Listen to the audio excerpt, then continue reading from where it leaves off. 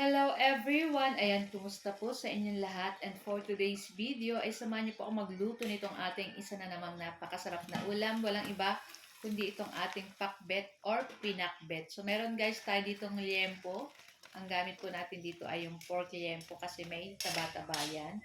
So sangkutsahin lang po natin yung ating pork. Ayan, hanggang mag golden brown. So syempre tinimplahan ko na rin po yan ng konting asin at paminta para may lasa na. Pagkatapos, ayan, pag nag-brown na ng katulad ng ganito, pwede na po nating igisa dyan yung ating bawang at yung ating sibuyas. Ayan, syempre, hindi natin may iwasan na may tumatalsik na mantika talaga pag po tayo ay nagigisa nitong ating pork.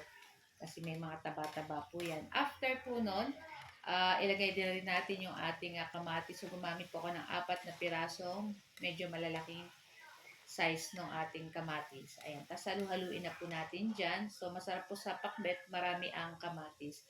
After nyan, ilagay na rin po natin itong ating alamang. So, yung ating alamang guys, syempre maalat po yan. Hinugasan po natin para mabawasan yung alat. And syempre, at the same time, malinisan din natin yung alamang kasi minsan po may mga parang shell-shell or may itim-itim pa yan. Kaya gusto ko naman, malinis po yung ating mga niluluto. So, after niya, naglagay na lang ko ng pork cube kasi nga, syempre, nabawasan na yung alat ng alamang. So, maglagay na rin tayo ng oyster sauce, ng konting toyo, tapos sugar na mga 1 teaspoon para pang balance lang dito sa ating niluluto. Ayan. So, dagdagan na lang natin ng konting tubig para po hindi magdikit or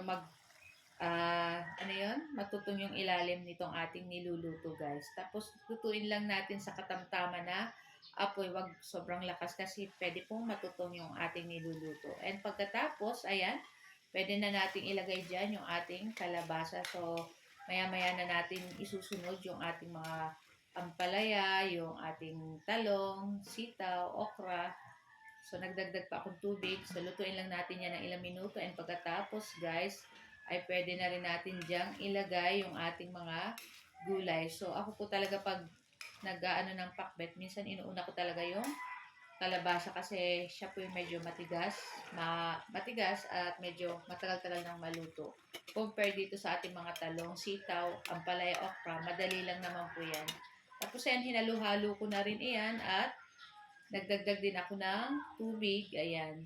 So, dagdag lang ng konting tubig para hindi po dikit-dikit sa ilalim. Tapos naglagay na lang ako ng liquid uli seasoning, tapos ining siling pangsigang para may konting anghang. Ayan. Tapos takpan po uli natin iyan para maluto na. And then, ayan na guys.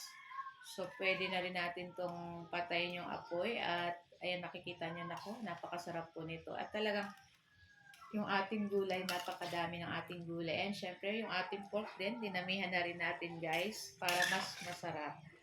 Ayan, so ito po yung ating ulam for today's video at excited na rin po kaming kumain itong ating pinakbet. Kayo po ba guys, ano po ang inyong inulam? Ayan, so happy Saturday everyone and ayan na nga, ilipat na po natin yan sa ating lalagyan. So, ginilid ko lang yung ating sili kasi guys, yung nabili nating sili ay maanghang, ayan, so igilid lang natin. Lagay ko na lang yan mamaya sa ibabaw pagka nailagay na natin. Lahat diyan sa ating lagayan itong ating nilutong pakbet. So yun na nga guys, kung makikita nyo, naku guys, sobrang sarap nito at masarap itong i-partner sa pritong tilapia or pritong isda or kahit pritong pork chop or fried chicken. So guys, ayan, at ito lang po ang ating video today. Sana po ay nag-enjoy kayo. Huwag niyo po sana kalimutan mag-like, comment at pa-share na rin po ng ating video. At kung bago pa lang po kayo sa aming page, huwag niyo po sana kalimutan mag-like at mag-follow para palagi po kayo updated sa aming mga bagong video na i-upload. Thank you for watching!